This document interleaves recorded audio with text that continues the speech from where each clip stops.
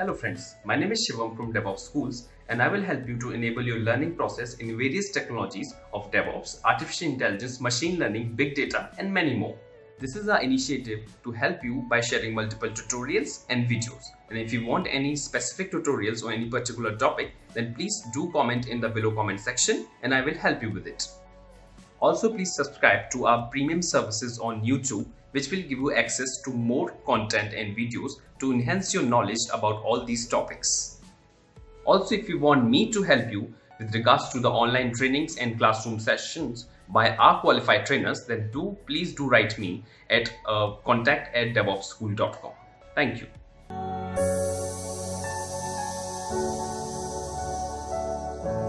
So guys, in this session, I'm going to answer 3 questions basically. How kubectl work in workstation? That's one question. Basically, how kubectl connect to API server? That is the first questions I need to answer. Second question is, getting comfortable with kubectl. That is a second question. How can we get comfortable with this kubectl? Because kubectl is the command which you have to work with it. So how to get comfortable? Then I'll give you the lab, and after that I'll talk about the one more topic. What is namespace and how to work with namespace? Work with namespace. So this is the topic which I'm going to cover before lunch. Post lunch, I'm going to teach you what is pod, how to work with the pod, how to work with pod, deep dive into the pod, deep dive into a pod. So these are the things which we will work with post lunch, and before closing a day we will work with a replication controller also. Okay, I want to finish this today, replication controller. Okay, so these are the topic for the day we have now, and apart from that I'll give you multiple labs also so you can get started. By the way, those who's not having the cluster ready, no need to worry about it. You can use mine. That's okay. We will accommodate that. Okay, and again I think some questions we have in the chat also, so those I'm going to also help you with it. We'll also cover Helm chart deployment. Yes, we can cover. If you want to know, we can cover. Okay, but uh, I will give you the demo. I will tell you how it is, but lab probably will not be able to give you because we won't get so much of time at that time. Okay, because we have lots of topic already defined. Okay, so please remind me for the topic which you want to cover. Last day we will allocate 2 to 3 hours for this, 2 hours actually at least, for the all the questions which you have, in which you want the quick demo, no lab. Okay, so let's get started with it. How kubectl work with the workstation? So this is the questions which we have to work with it now. So guys, here what is happening? There is a one tool which you have installed in the workstation, which is called kubectl. Okay, now if you want to know what is a kubectl and all everything, so just you can put here, and this is open source product. You can get the GitHub pages, which is somewhere, should be somewhere here.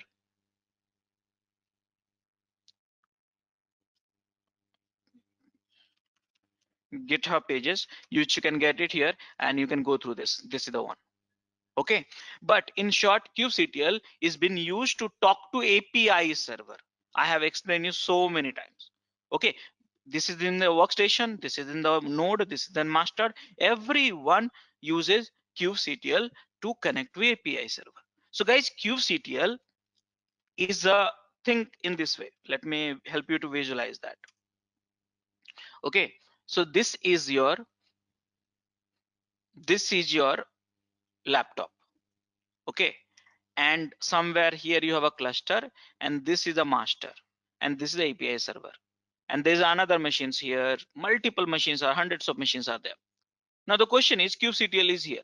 How this kubectl will come to know this is the API server, this is the API server HTTP IP address or whatever it is, or this is, or this is, or this is. How this kubectl will come to know? That is the question. So guys, I don't know how many of you have noticed it. You did it actually, but I don't know how many of you have noticed it. By default, I'm saying default behavior. Okay, there's customizations are there. I don't want to introduce the customization right now. Okay, by default, kubectl look for the one file. Which file? So there's one file which they look for, is config file. Yeah, this is a YAML file basically. Okay, this is a config file. They look for it, but the question is where? So by default, they look for the user home location slash dot cube. Yeah.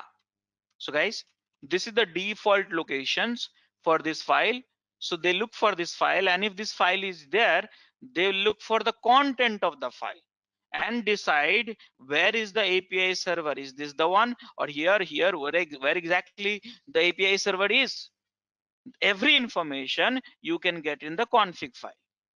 Okay, so that means config file is a place where we configure, mind it, config file is a place where we configure multiple API server, multiple API server. Okay, so that is the question. So how kubectl work in the workstation? You have to install kubectl, then you need to have a config file. Now, if you have set up the workstation in the previous section, you know that you blindly, maybe some of you might have run blindly, some of you might have run with a logic, but you know that you run some command which was doing the kubectl. Let me remind you here. This is the command. Actually, we are doing nothing but you are copying this config file content which was generated by init process admin.config, and you copied here, and then you're able to run all the commands because of this file only. So this file is being generated by init process. This file is generated by init process. Just a second, guys, give me 1 minute. I'm getting coordinator call. This Sorry. conference will now be recorded. Yeah. So guys, so the question was, this file is being created by init process, and then it's being stored here while setting up the workstation. So this is the file. Now you know what? This file contain few things. Now before me talking about what is the few thing inside the content of the config file, I should know how kubectl connect is one thing, get authorized, authorized and authenticated, okay, to API server. That is the important questions you should know. How authorized and authentication both. Authentication means how to log in, and authorize means who should be logged in. Okay, so that is done by, authentication is done by, in this case, certificate. Now how certificate authentication work, I would request you to look in offline hours. Okay, and authorization is done,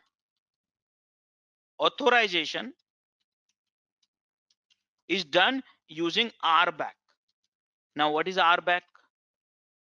This I will teach you last day. Authorization, how can you enable the authorizations? In fact, this one also I'll cover a little bit of it, but not in detail. But this is a general practice in industry. We do that certificate based authorization, so you can learn more about it offline. Okay, so basically kubectl need a certificate to access the API server. Yes, they need a certificate. So that means in that case, this file contains some sort of certificate, some sort of keys, correct? So now let's understand that what is the content for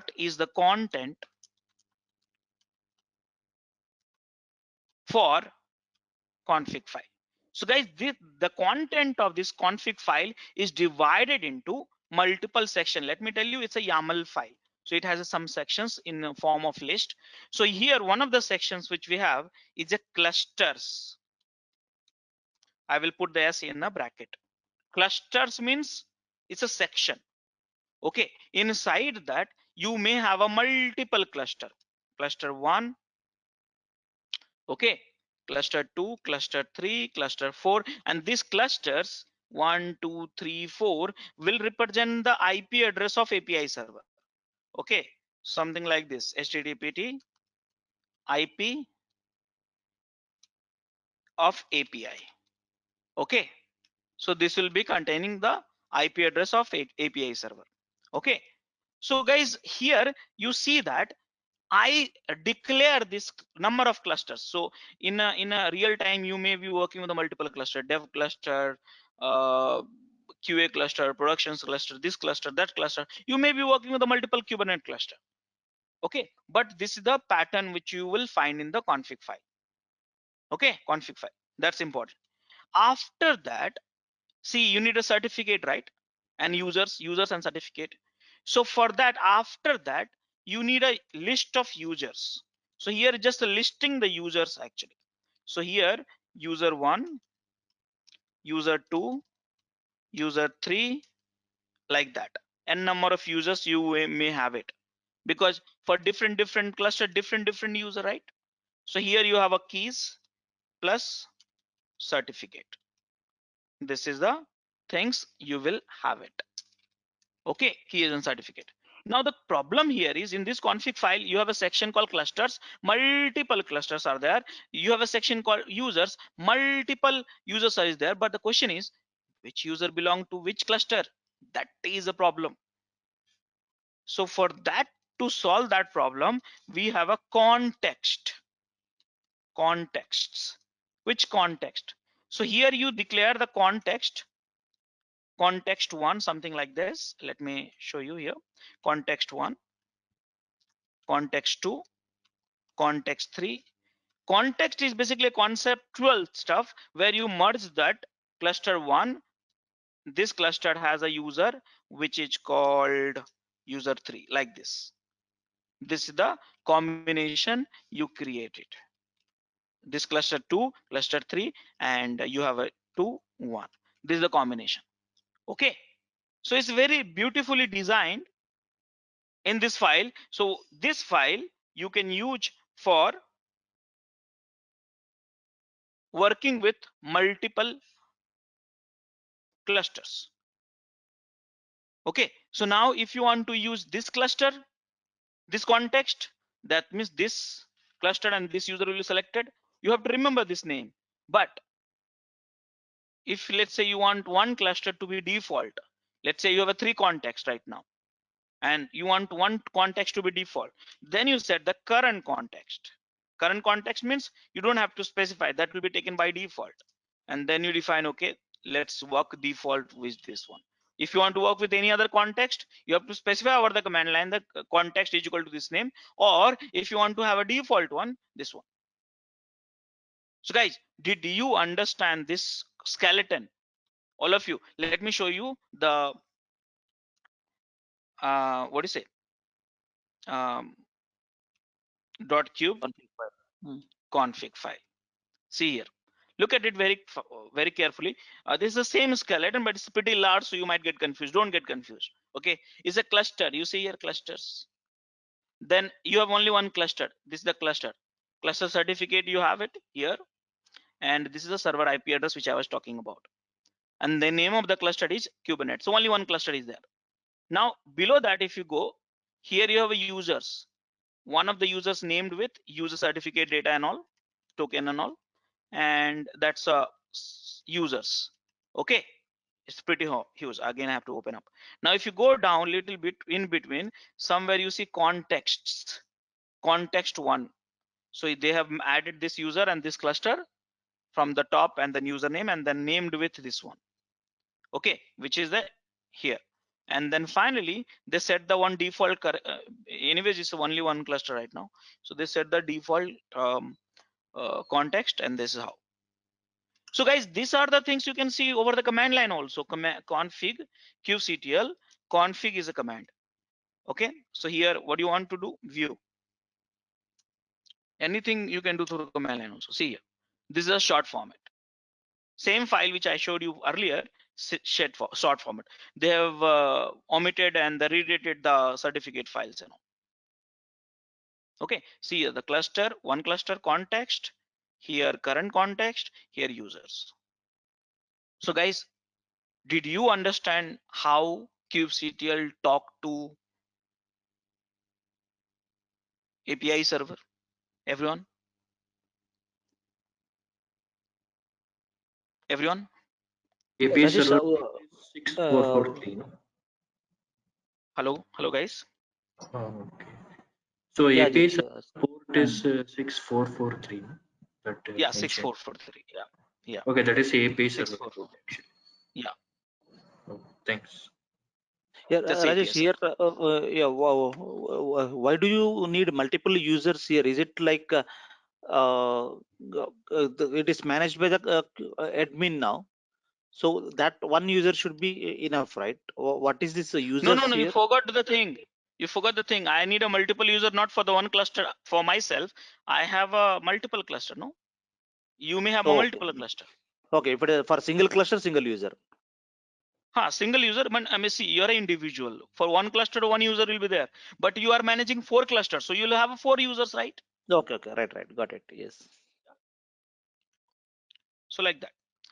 Okay, guys. So now this is done. Now next question is getting comfortable with kubectl. So if you guys, I'll tell you the tricks, and the tricks is very simple. If you really want to get comfortable with the kubectl, then you say I don't know anything.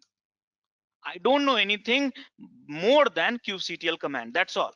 So look at my screen the way I'm learning myself. Okay. So I don't know anything. What is the options we have in kubectl? So kubectl, enter. Okay. These are the commands you get it here. Okay. I'll just make it little short because I want to show you the full view. Okay. So now I think this will be screen coming on the full screen. So okay, I don't know anything and I got to know immediately so many commands are there. And if you analyze these commands, okay, if you analyze these commands somewhere from here, right?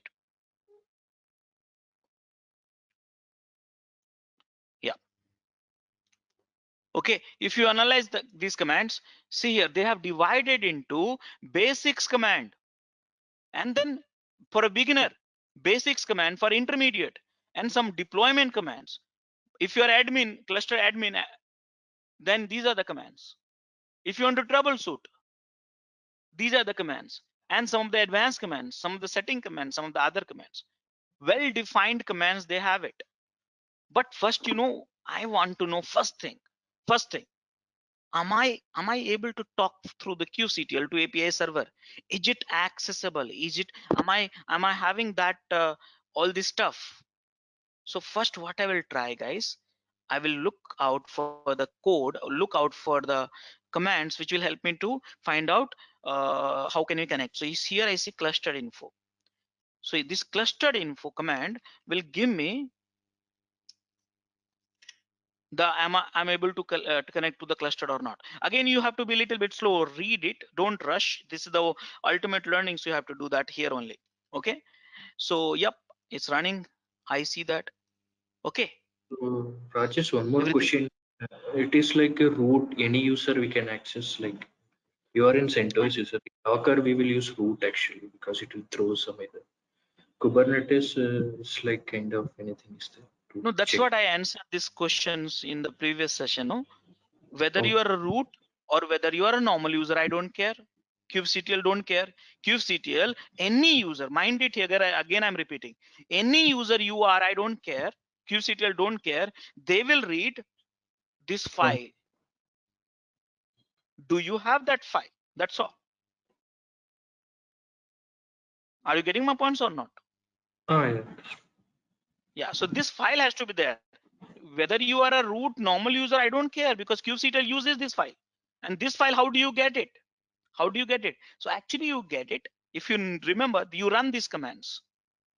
These are the small Linux command. You run it, and now this command you use using any user, that user will become a Okay. right. Got Yeah. it? Yeah. Okay. So guys, here I was trying to learn kubectl. So I got to know, okay, fine. I got to know there's one command which I can run it to get to know whether I'm able to connect to the default Kubernetes cluster or not. Wonderful, it's working fine. But you know, one thing I want to know, what do you want? Remember the rule of what do you want? If you remember the rule of what do you want, so you want pod, you want replication controller. What do you want? I think somewhere I have written, in day4.txt. is it?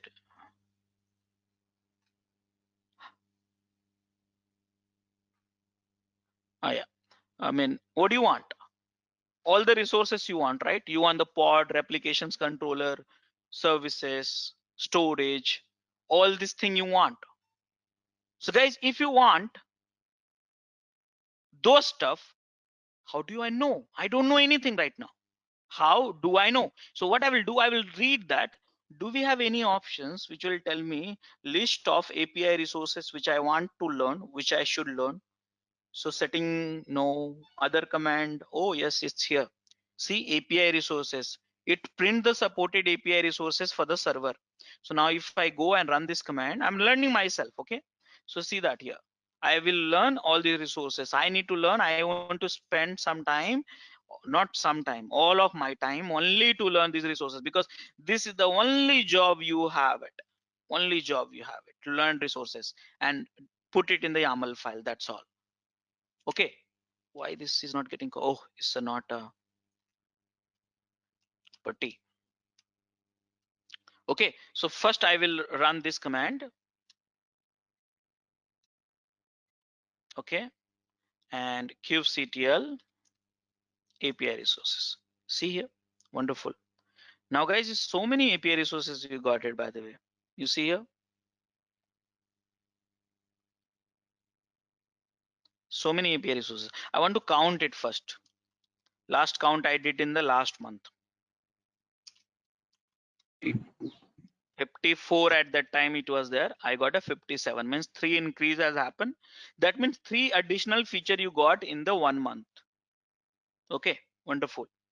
Now guys, I want to know this table. I want to understand this table. What do you want? Pod. Here is the pod.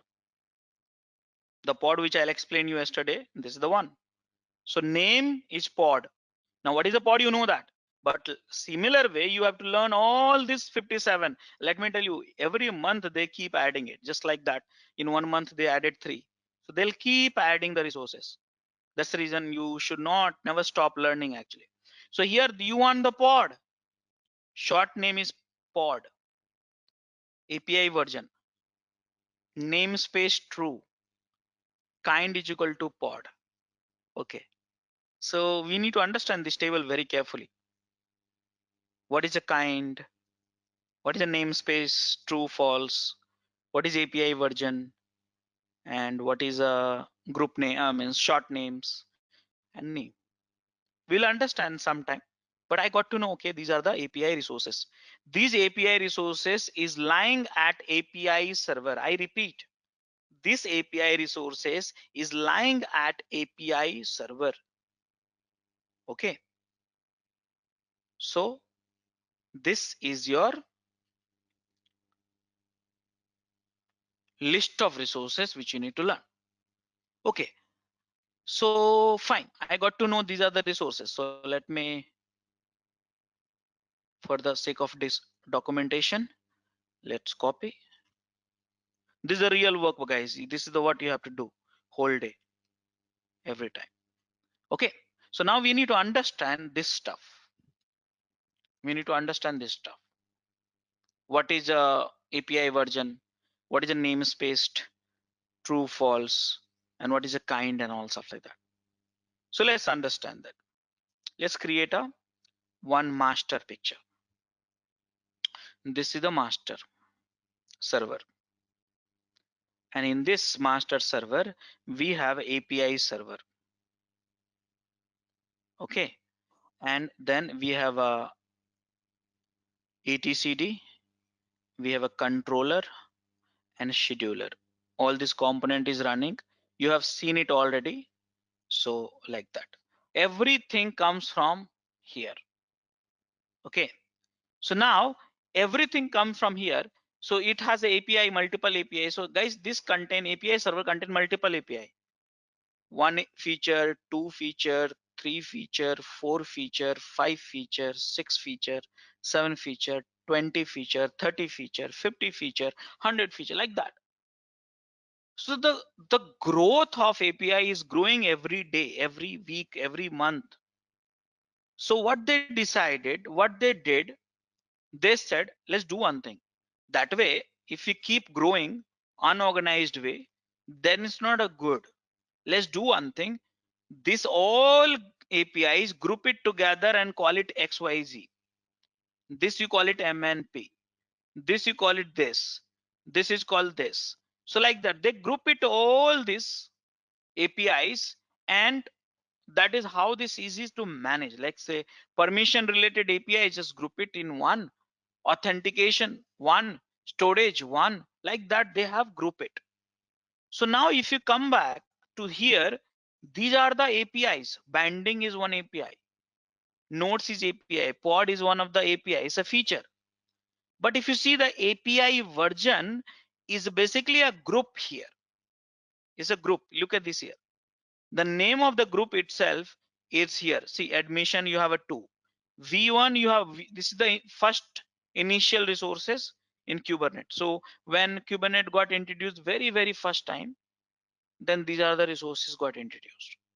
And after that, you see admission got added, API extension got added, apps got added, authentication got added, scaling, and so many storage here, RBAC here, so many groups you got introduced. Why group? For easier management, because these all APIs is growing on a very fast scale. Okay, so this is the group. Now end of it, you see the V1, sometime you see beta 1. What is this?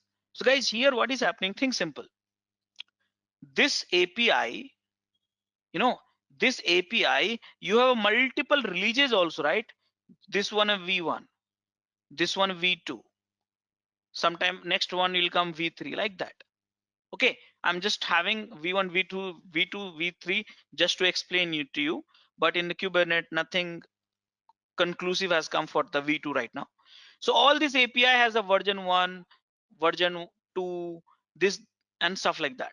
So how do I see that which are the version right now which I'm having for each resources? So simple. See each group, by the way, each group. So there's one command which we have. I would like to steal it from here, and that command is, see here, API version. So if you want to know all the API version in the format of group and version, then run this command.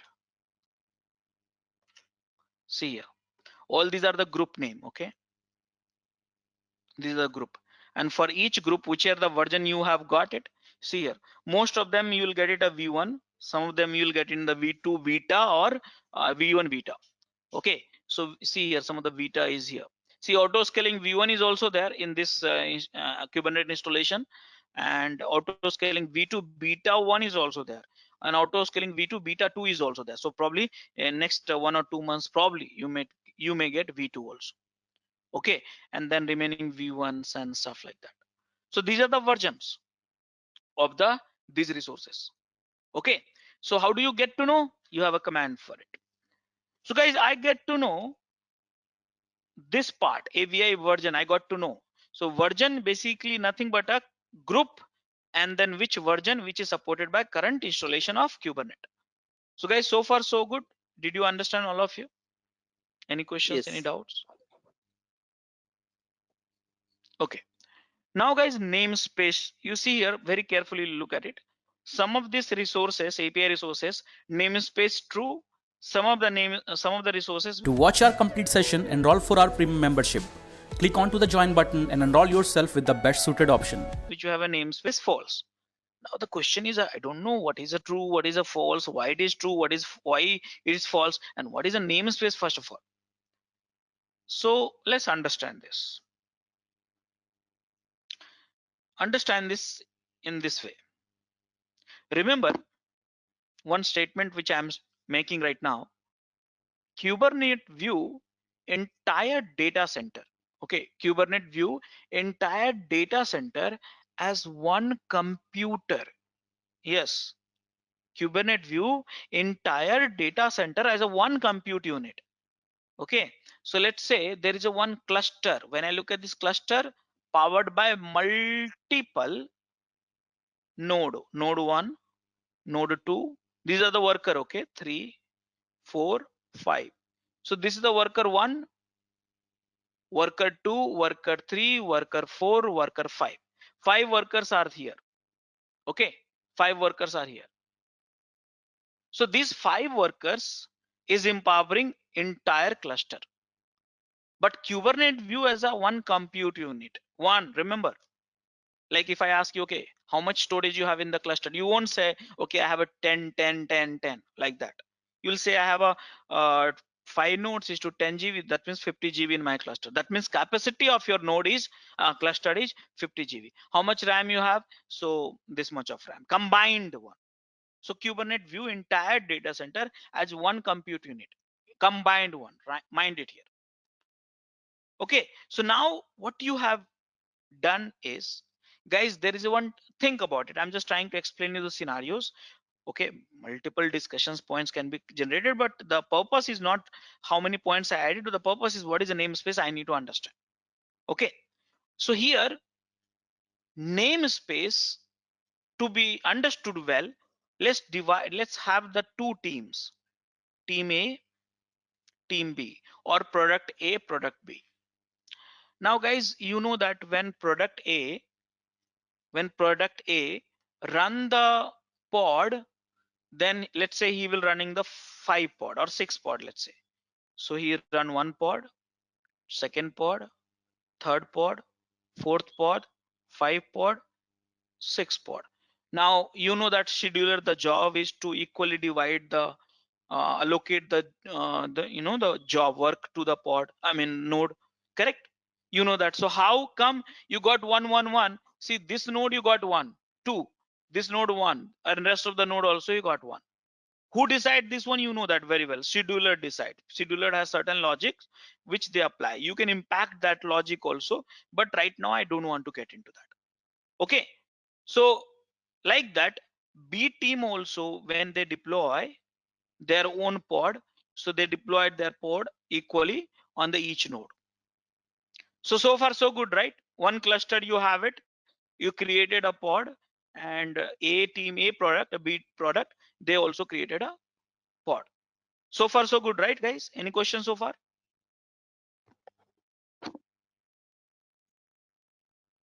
No, Is this A is and good. B different clusters? Hello? Is A and B different clusters? No, where this different cluster is coming? I'm saying only one cluster powered by 5 machines, Okay. right? A and B is not a different cluster, it's a different product. Okay. That's what I'm trying to tell you, right? Guys, are you getting confused with my discussion? No. Okay, so now guys, we have a product A, product B, they deploy their pod. Now pod will be equally decided in the each node. So right now you see that worker 1 have a 3 pod right now as per the scenario. Okay, now you tell me what has happened. What has happened? Product A's application, which is running in the pod, has some memory issues, some has some bugs, and which consumes gradually too much of memory. So now you tell me, I'm asking this question, if the application product A has a bugs in his application, and that ultimately consuming too much of memory, gradually end up eating up all the memories and making it impacting the system. So tell me one thing, whether your one node will be affected from this or every nodes. Tell me, one node or every nodes? Anyone? Entire cluster. Entire cluster, all nodes. Why? Because your pod is running in all the nodes. So now you see that here what happened because of this bugs, the product B team is getting impacted. They're saying, boss, your product is having bug. I'm using the same cluster. You consume so much of CPU, so much of RAM because of this bug. My system, my application is down. My customers are complaining about this. That is the one incident. Second incident, what has happened? Product B team has access to the cluster.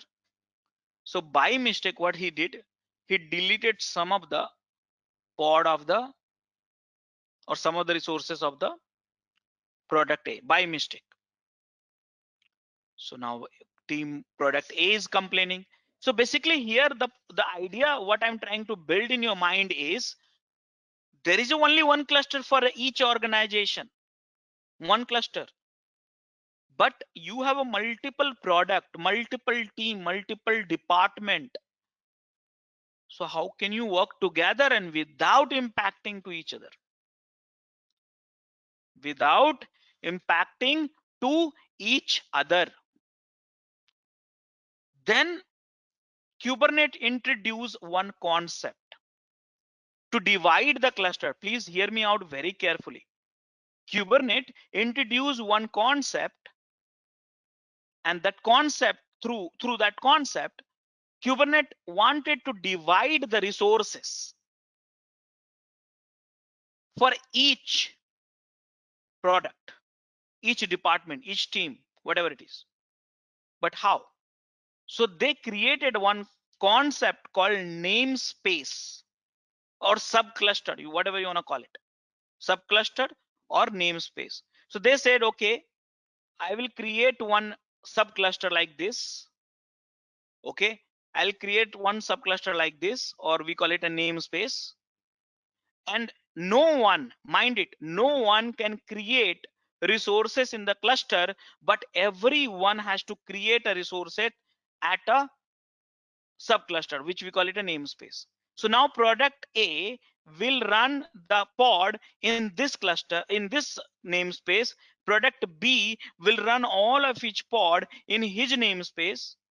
And at the namespace level, you can set what is a total maximum RAM you can use it. So let's say whole cluster you have a 30 GB RAM. So you can set the limitation. Okay, this namespace, that means any pod which belong to this namespace can maximum aggregation sums can be using is not more than 10 MB or 10 GB or whatever it is. So that way, see the problem is solved. Now, if let's say A has a bug, maximum allocation is done 10 GB. 11 GB will not be able to use it. So for that, product B team is not getting impacted. Now, access also, user access also can be specified specific to the namespace. So now there is one user, now this guy got only access to this. So whatever the things he will do in this place only, not in the A namespace. So guys, theoretically speaking, basically namespace is just to divide the resources as per the team and limiting the access and resources. It's a conceptual stuff. I must remind you, many people think namespace is a collections of dividing the node. No, it's not true. Some of the pods still will keep running on this node, and some of the pod will keep running in this node. Some of the pod will keep running on this pod. This is not a horizontal division, it's a vertical division. That's the reason I said this line, I draw this line, not this line. Mind it. Okay. So guys, did you understand the concept of namespace in Kubernetes? Rajesh, I have a question here. So Yeah. we are saying that we are reserving the memory for each namespace, but is it not like limiting? Okay. Uh, it is limiting. So, for example, if in the same this one, if I have a 30 GB, maybe B is using only 2 GB, where A wanted more than 10 GB. In that way, we are actually limiting it by 10 GB. So it is a problem for us, right? Limiting. See, this is called your testing, no? Your validation testing. See, you are asking first. You have to tell how much. See, I am the clustered admin, okay, and you are the manager of product A. So you will come and say, Rajesh, I have a thousands of customer at any given point of the time, and I need a 10 GB for time being, because that is a what capacity I needed. But next week you will come and say, Rajesh, my client base is growing, so I need a more than that. Okay, so I will allocate 2 more GB. I will limit that so that way you are not misusing the resources. If I allow everything every 30 GB, then you might be misusing, and it will impact other team also. Getting points? So Yeah. this is the gradual growth of the cluster. I'm not limiting you. You are giving me a requirement, and based on that, I'm setting up my cluster. Right? Okay. Got But yeah. Right. whatever the you set, you cannot say I need unlimited one, because you never get, no one get the unlimited one, right? Yeah. No, but Rajesh, so sorry.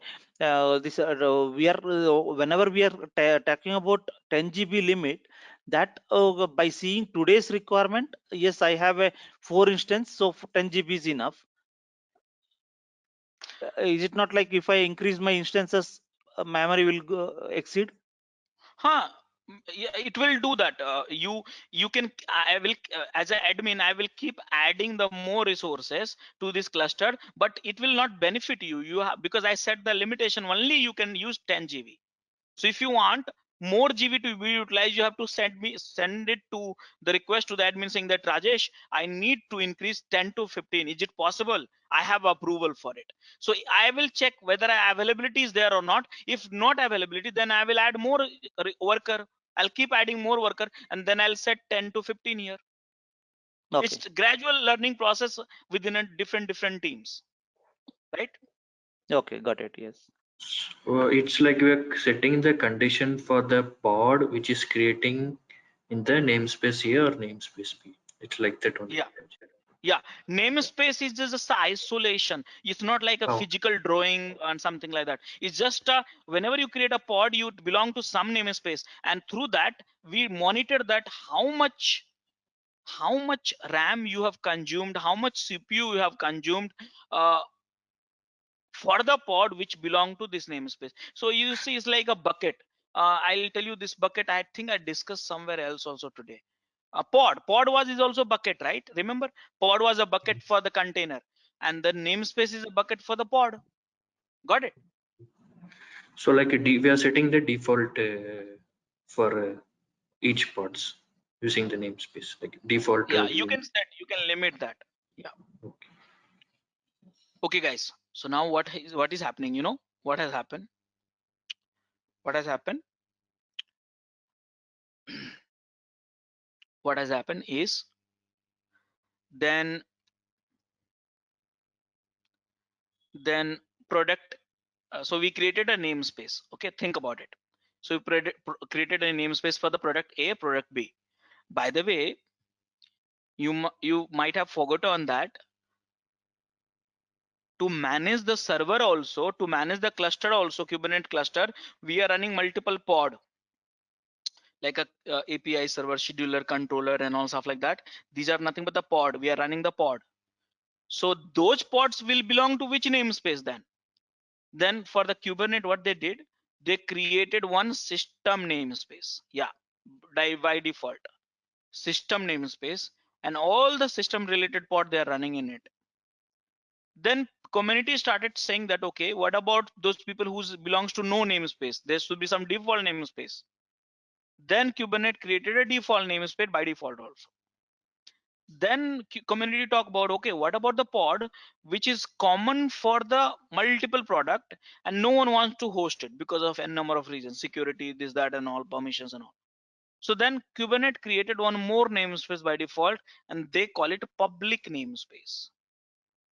Then admin like me, let's say I'm an admin, I'm administrator of the Kubernetes cluster, say, boss, I also want to run the pod, but why? I want to extract the logs, I want to monitor the CPU, RAM, this, that, and many other things. I want to do that. Maintenance work, I want to do that. And for that, I want to run the pod. So where I will run those pods? Then Kubernetes created one more namespace, and which is called node specific namespace. So guys, you see here node, public, default, system. These are the namespace which got created, and custom also you can create it. At the namespace label, you can set the permission and limitation, and accordingly Kubernetes will respect that. Let me recall this statement again and again. I am saying namespace is a vertical isolation of the vertical division of the resource cluster, not horizontal. That means you cannot say, okay, I will create a namespace with the 3 nodes and I will create another namespace with the 2 nodes. This is a odd and wrong statement. Okay, I hope you clear. Look at this image. This all resources is for belong to all the namespace, so that way. So I want to know those namespaces where it is. So guys, kubectl get ns. See, these are the namespaces I was talking about. Default. You can create as many you wanted. Default, node, public, and system. Now you want to know that get pods -n is equal to kubesystem. So if you see here now, all the namespace, all the pods, the one system pod is running on the namespace, which is called kubesystem. And default is nothing. So there's one questions in the chat window. Let me read it. The question is from Albin. Albin, please ask a private question because that way other people also can read it. The namespace created by Kubernetes, can their configuration be changed? What is the default configuration for each of these Kubernetes created namespace? Nothing. There's nothing, no configuration, no limit, no special permission has been decided by the Kubernetes. If you want to set the limit yourself. But why we need a namespace, that I wanted to tell you. Okay, so from the Kubernetes side, there's nothing has been done. Yeah, default all the pod which belongs to no other namespace, but it will belong to the default one. So that is how it is. So guys, if I look at this page now, then I got to know these are the resources which is you have in the API server. In short name, you can call it version and grouping, we have it. And now you see that some of the resources here, look at this here. Some of the resources you can only create in the namespace. Please hear me out very carefully. Some of the resources you can only create in the namespace. So that's the reason we have a true, like a pod. You can create only in the namespace. So it's a true. But some of the resources you can create at the cluster wide. For example, which resources here we have a cluster wide? Tell me. Which resources we have in the cluster wide? Tell me. kubeadm. No. Resources. API resources. Guys, node is a cluster wide, right? This node belong to all the clusters, right? I mean entire cluster, right? See here, correct now? Okay, so any nodes? So here you see, where's the node by the way? I can't locate it by the way. Oh, node namespace next to namespace. Yes. See here, namespace false. Why? Because node cannot be a part of the namespace. I repeat, node cannot be a part of the namespace. Node has to be at the cluster wide, but pod is a part of the namespace. Okay, so guys, this is the table. Now last one which we have is kind. What is a kind? So kind is basically this is a very case sensitive. Okay, case sensitive. So kind is something when you want pod, because you know the pod I am talking all the time, pod. If you want the pod, so you have to mention in the YAML file. So YAML file you have to tell what do you want. So this P in capital OD, you have to mention kind I want the pod, which version you want, V1. So then you will get a pod. So you have to declare it. So how to declare it? With the help of the kind. This I will teach you in some time. Okay, so guys, we have understood so far which are the commands we need to run to get understanding of this. So these are the commands I run, guys. So you can check it out. I'm putting up in the day 4 notes at the end of it. Okay, so this is the command I run. So let me recap the stuff. I wanted to discuss with you how the kubectl works in the workstation. I wanted to get you comfortable with the kubectl. I wanted to get you comfortable with namespace concept. Now finally work with namespace. So from now onwards we will work with the namespace.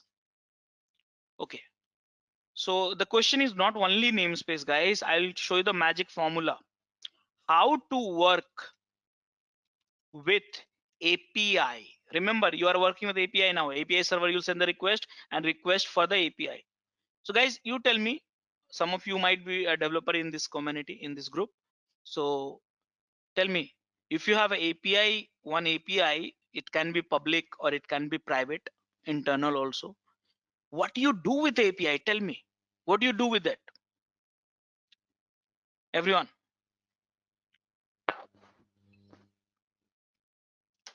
What do you do with the API? Everyone, It is can you used hear to me, guys? Send interact with the commands. server. Someone said what command? No, sending the command like create pod But and yeah. Interacting with the What, server. I mean, general. I'm saying I'm not teaching you Kubernetes alone. These are the yeah. conceptual stuff applicable for this everything. What do you do with the API? Simple. So API, we have the Facebook API. services. Okay. Yeah. We will log in. Login is done. Nah? kubectl is done. Login config file is done. After that, After that, we have the file, that JSON file, like it will have what are the services to be. see guys, any API. This is a very simple rule. I know that you know that, but right now you are not able to recall that. Any API in the whole world, okay, any API, whether it's managed by Kubernetes or managed by something else, public Facebook API, Flipkart API, Amazon API, whatever it is, I don't know, I don't care, but we do simple CRUD. That's all. Any API. Okay, in simple way, I think I'll put it in this way. Have you heard about the get, put, post, delete, all these things? Remember? They're HTTP methods. It's not HTML. API itself is a HTML website. I mean, URL endpoint, right? So you do something like that. CRUD. Typically, we say CRUD. What do you want? So I want to create. I want to read it. I want to update it. I want to delete it. That's all. Any API. I'm not teaching you alone only Kubernetes. Understand that. This is everything you do, guys. Here, you create you request for the API to create these resources, or read that resources, update that resources, delete that resources. In other way, you say get, put, post, delete, whatever it is. Okay, now you see, if you want to see that everyone is hitting to right now, this is a log. Actually, I'm showing you the log. Look at this here, get. So those who are accessing my server right now, they're getting it. Why I'm monitoring it, I'm just want to check that who's accessing what. Okay, see all get. Okay, if you want to trace that post, let me try -I post. Very few post will be happening because no one is modifying this. Okay, I'll create something, then post will happen. Okay, so this is the way. So anything, whenever you use that API, you do the create read, update, and delete. But the question is how to create. Now come back to the Kubernetes world. So guys, there are two methods which we have. One is a command line, one is a YAML file. Yeah, through you can create through command line also, and you can create through YAML file also. When to use command line, when to use YAML file? Simple. When you have a one resources to create, use the command line. If you have a 10 resources to create, then use YAML file. Simple. Let's say in simple way. If you want to create a directory in Linux, you use the mkdir. But if you want to create, delete this, that, blah, blah, blah, 10, 20, 30 things you want to do, then use the shell scripting. Same way. Very simple concept. So guys, everything create, read, update, delete, you can do through the command line and YAML file. Now, let's focus on the command line right now. So guys, I don't know anything. How can you do through command line? So do you see some command line code using that you can create here? Do we have any code command for it? Look at this. Apply. Create. We have a create also, right? Right? So we have a create now. Wonderful. So I got a command for creating the resources. That means I want to create a pod, I will be able to use the create command. But guys, I want to read it also. So what should I do? Tell me. Git. Get. Wonderful. So guys, I read it also. I want to update it. Probably this you won't be able to figure it out quickly. So I will just tell you where is apply. Okay. And I want to delete it. And I think you know that by now. Here it is. So it's so simple. It's so simple. By the way, let me tell you here is apply. Here, let's use edit. Okay, this one. So you want to do apply is like create also. Very simple pattern. You want to create any resources. Which resources? These are the resources. You want to create it. kubectl create dab dab dab. You want to list out kubectl get dab dab dab. You want to update it. kubectl edit. And if you want to do that, apply YAML file. You want to create YAML file.